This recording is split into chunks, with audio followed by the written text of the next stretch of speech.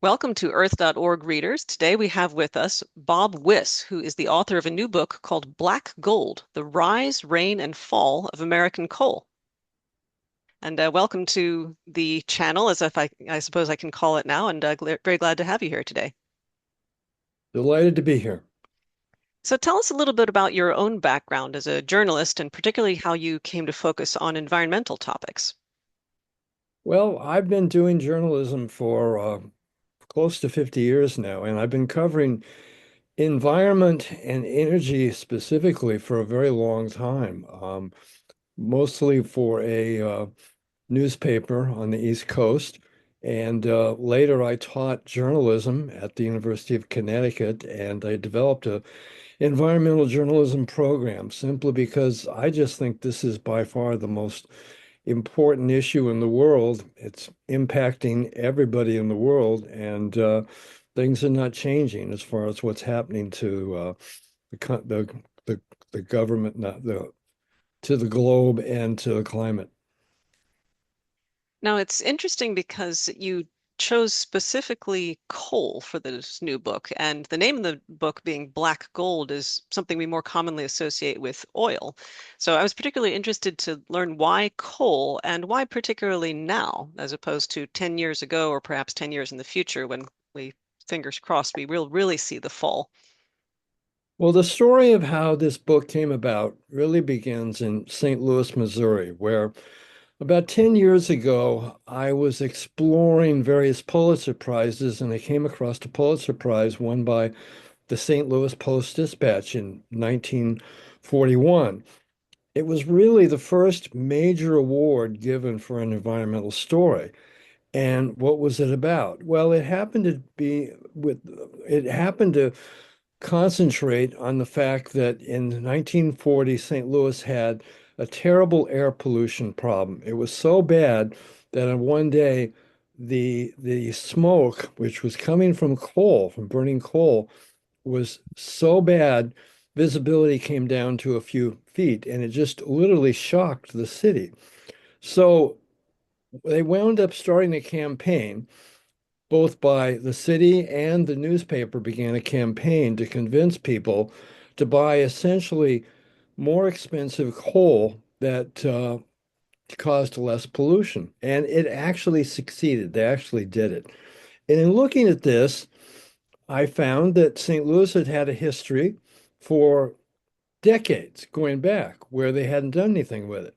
Looking a little bit further, I discovered that cities all over the country were going through similar problems and have been going through similar problems again for decades. And yet, coal continued to reign as a fuel that people just did not feel they could afford to rein in. And so that made me very curious about why coal was so powerful.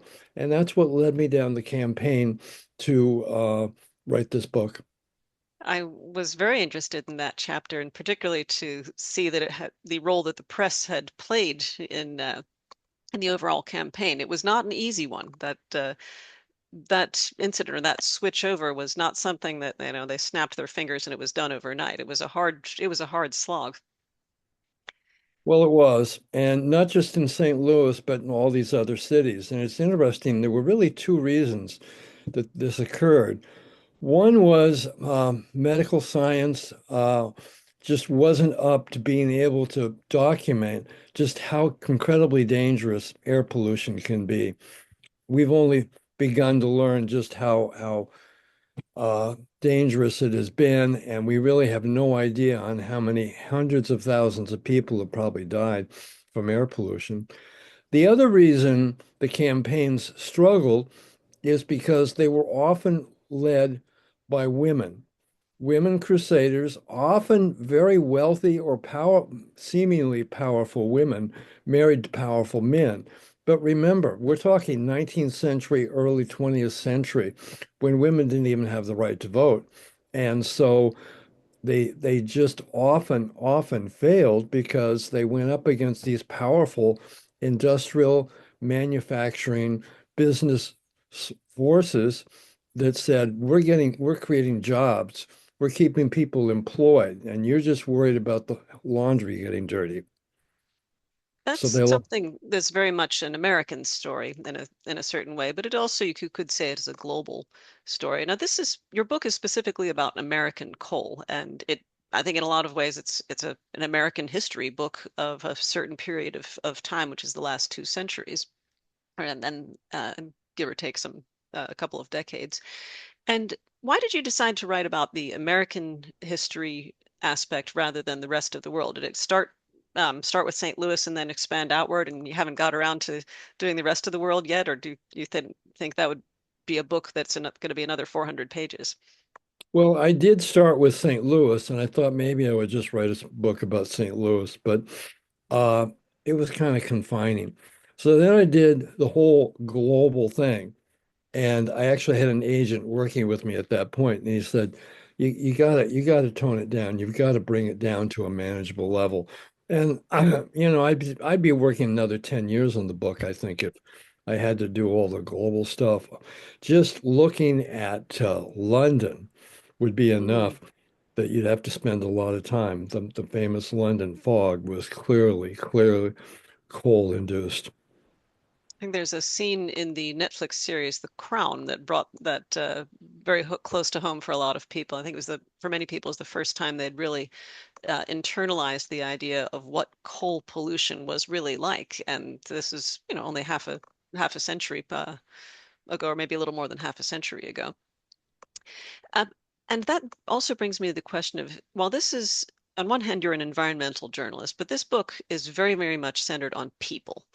And you mentioned a minute ago the women's stories, which I'll come back to. That was also something that very much surprised me. And what were some of the people's stories that really spoke to you or that stayed with you that made you want to write more about this topic? Well, I wrote this book as a journalist, not as a historian. And as a journalist, I try and tell stories. And so, very early on, as I looked at themes and particular issues, tried to concentrate them on particular individuals. Very early on, one of the chapters is about a terrible mine accident that occurred in Centralia, Illinois, where 111 miners were killed after a huge explosion occurred. This was in 1947. There actually been a lot written about this, and partially because there was a terrible, terrible outrage that occurred that caused the accident. Everybody knew that the essentially it was becoming more dangerous from the coal dust that was growing in there, and yet there were warnings, and yet nobody did anything. But what intrigued me was to try and find a story about one particular miner. And I found the miner in Joe Bryant and his family. And so the chapter begins with Joe waking up that morning, not wanting to go into work, but he's got like 7 kids and a wife who's pregnant. And so he goes into work. And we follow him off and on through that chapter to the very end where Joe is now, the explosion has occurred. The Joe has somehow survived the explosion along with about a dozen other miners, and they've sought out a safe place in the mine where they can wait out, they hope, the rescuers. But they realize that there are gases, poisonous gases that are growing. And as the time goes on, they also realize that the odds are the gases are going to kill them before the rescuers get there. So they start scrawling in the dark these letters to their loved ones. And Joe writes a couple, including one to dear wife about name the baby she has after Joe.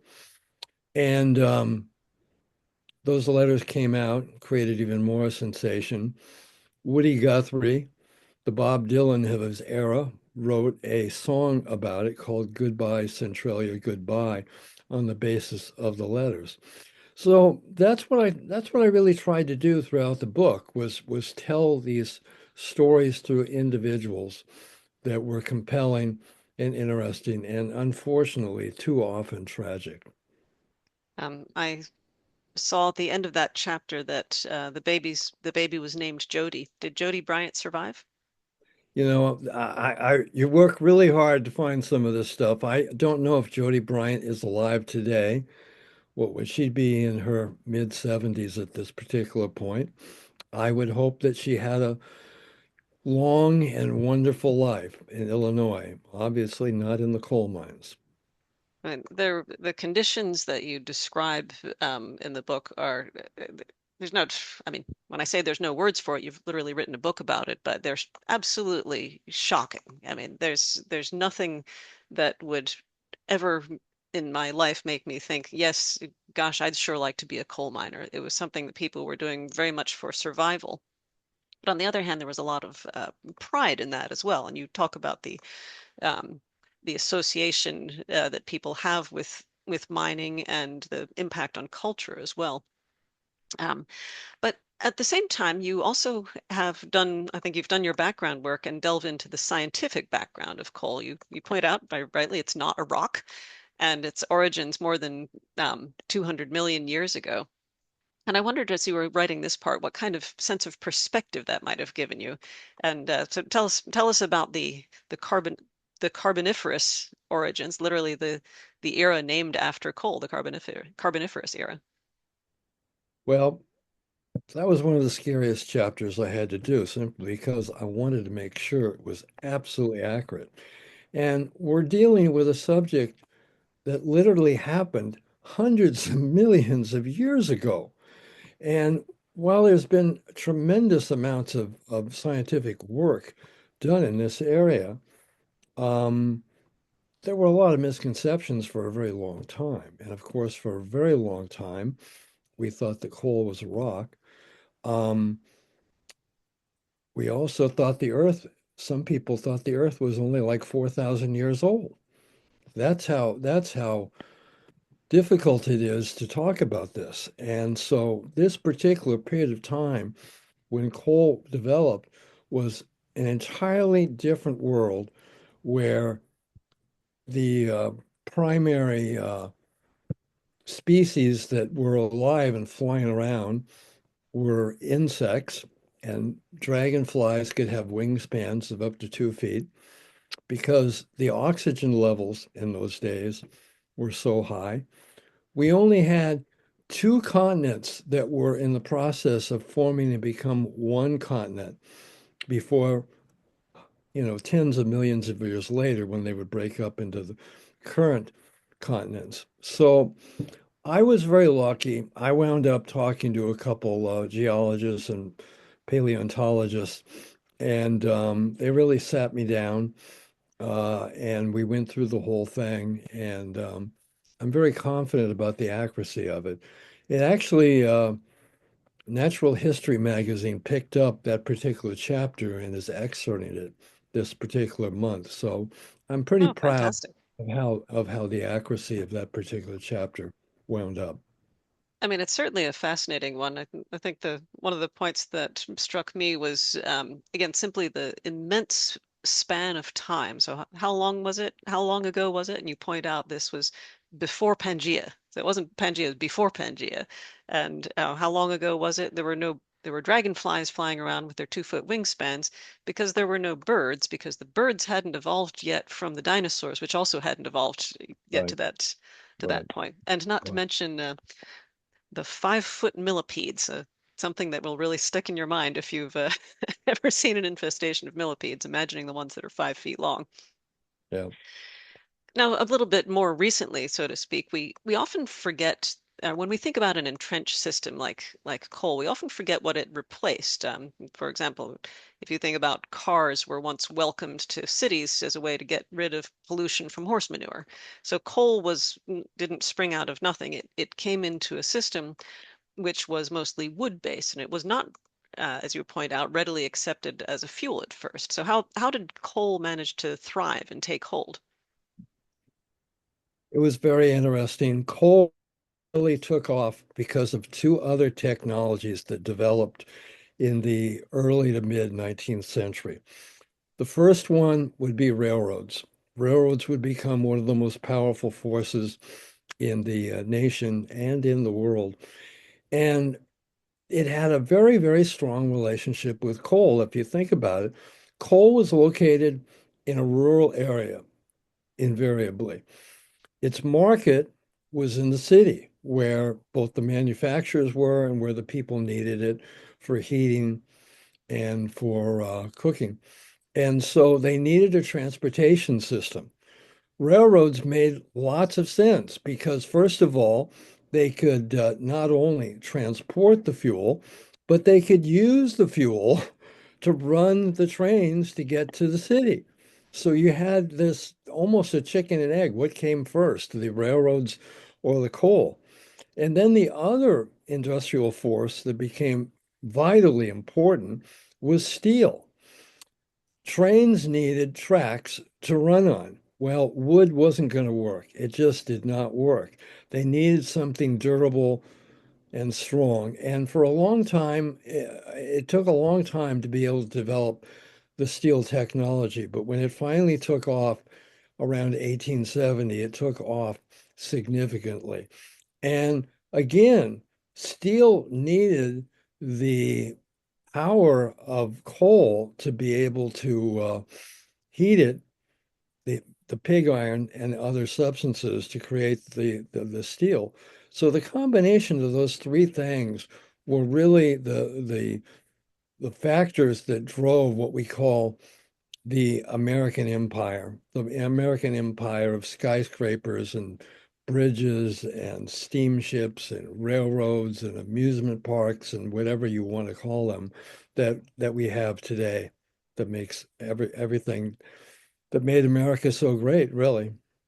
There is really a lot about railroads in the book. I mean, a surprising level of information about railroads, which is absolutely fascinating. And the people behind them are at the top of the heap, of course, who are running them. But even things about how about Grand Central, or sorry, Penn Station in New York, which has a fairly extensive treatment of its own. And I had to ask if are you a railroad fan? Is there another book about rail in your future? No, no, but you have to understand it was unavoidable. Coal and the railroad industry created the Pennsylvania Railroad. The Pennsylvania Railroad was by far the most powerful corporation in America for a very long time. And you mentioned Penn Station. That was the palace that they built that was unbelievable and very, very difficult to build. They had to tunnel under both the Hudson River and the East River to built to be able to access what became the Penn Station. They had to find a place in New York to build it, and Penn Station would be the one of the focal points, one of the most important places in America. If people had to travel, if they had to travel through New York, it would be Penn Station, and that would last until industry, railroads, the world changed in the 60s. Now, we've talked a little bit about the reign of coal. The topic, of course, the third part is the fall of American coal. And one of the things you pointed out very early on, which I found it very interesting, is the role of women and how they were really at the heart and were the leaders of the early environmental efforts to tackle pollution.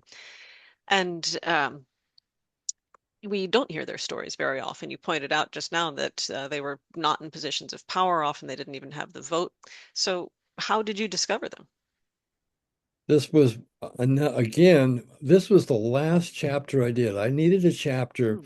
about women crusaders, and I needed a chapter about how they failed time and time again. And I was really struggling with this chapter.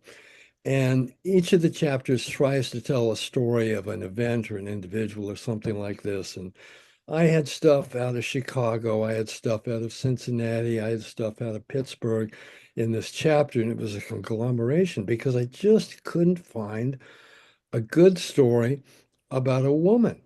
And I think this has a lot to do with because they were so powerless for so long, they have history just totally has ignored them over the years. So I'm making one last effort to try and find a story. And I look in these various cities again, mostly looking now online. I've been to the archives of a lot of these places, and I find these archives produced by the University of Utah Library about a campaign in 1913 and 1914 in Salt Lake City. Well, I've never thought about Salt Lake City, but it made sense that it had an air pollution problem because they have these high mountains that ring the valley where Salt Lake is located.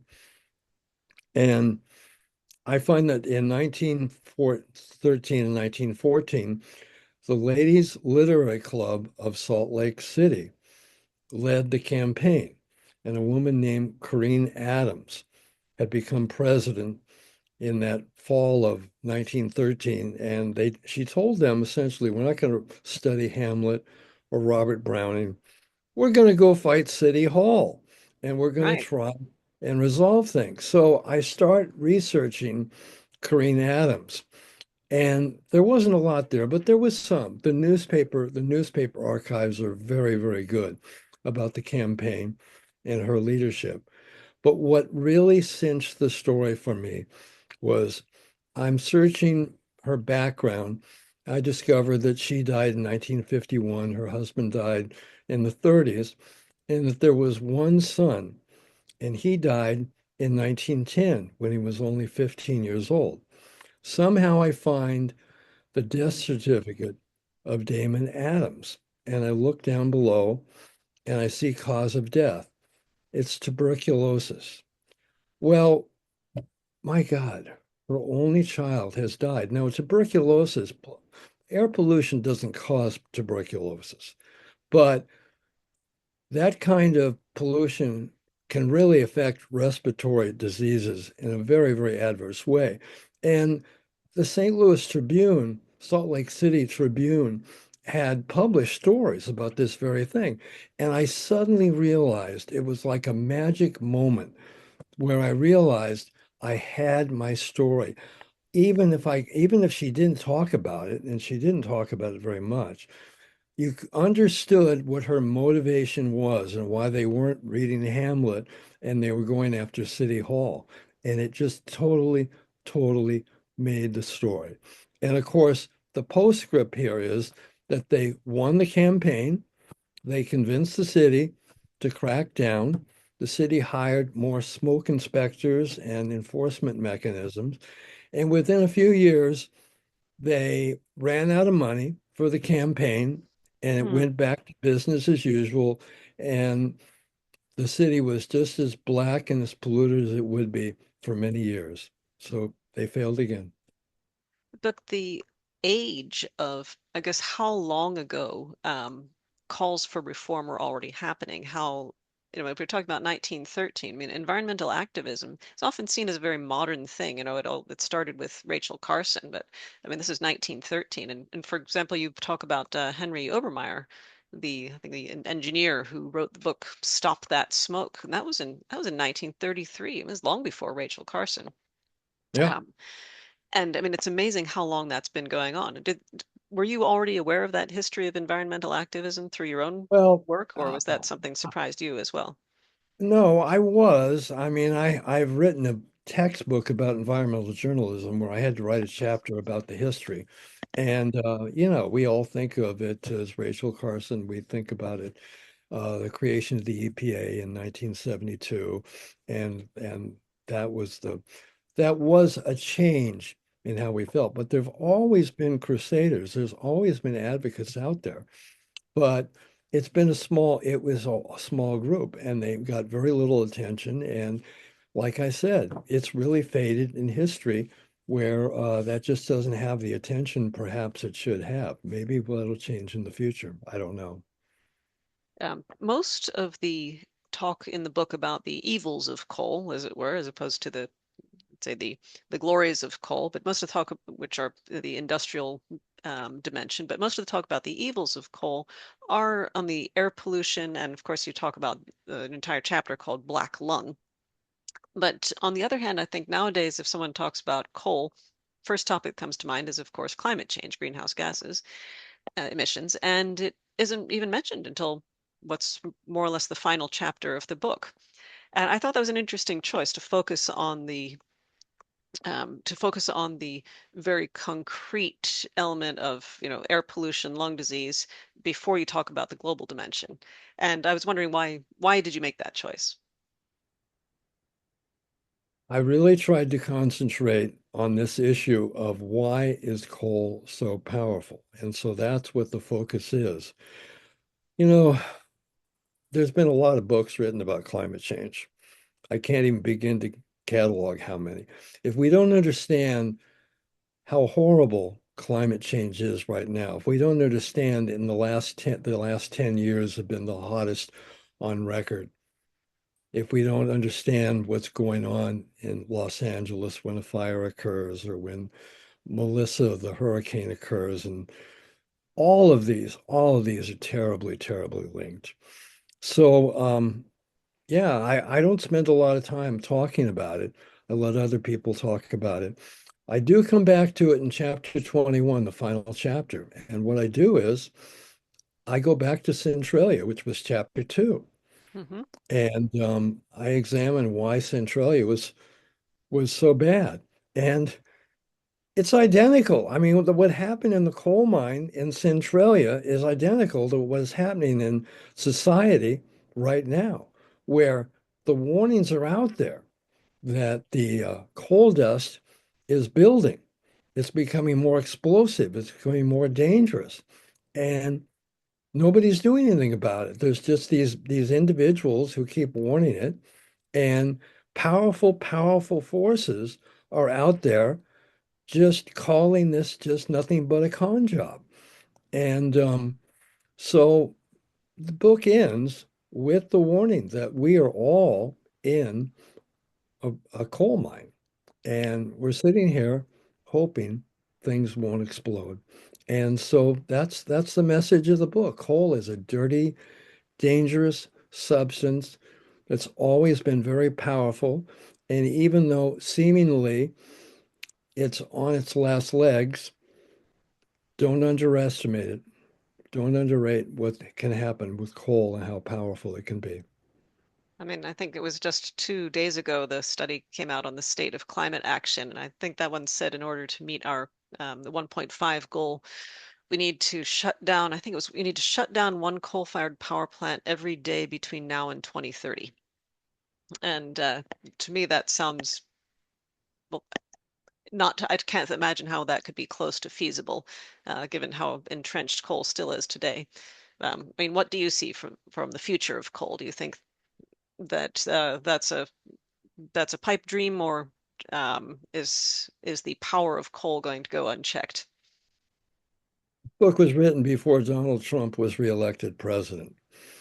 I had no idea coal would suddenly be at the top of the US energy agenda. Uh, it's amazing. It's just hard to estimate what's going on. However, as we examine the Trump energy policy, which is based on essentially increasing more exports to other countries and to increasing essentially coal generated electric utility production. Um, I find major, major flaws and problems with both of those that are going to create problems going forward. Exports are going to be an issue. The West Coast is just shut down as far as having any interest in having any terminals. And, as far as producing electricity from coal, it's by far the most expensive source. It's amazing. When I started covering energy 40 years ago, coal was the cheapest way to produce power. Renewables were the most expensive. Now we've reversed it. It's amazing. And when you think about how it takes 10 to 12 years to plan out and build another plant, I cannot imagine how utility operators and coal and electric generators planners are going to agree to do that. I don't think Donald Trump is going to be in office in 15 years. And the remaining plants, we don't even have that many plants left in the US, and they are very, very expensive to operate. So I was fairly optimistic at the end of the book before Donald Trump was elected. I think I remain pretty optimistic that fossil fuel is on its way out. Hopefully, we're getting the message about just how dangerous it is, and hopefully it's going to change. Maybe in the end, coal will, after all, be left, if I can say so, in the dust. And so thank you very much. We've been talking to Bob Wyss, who's just written Black Gold, The Rise, Reign, and Fall of American Coal. Thank you very much. Thank you.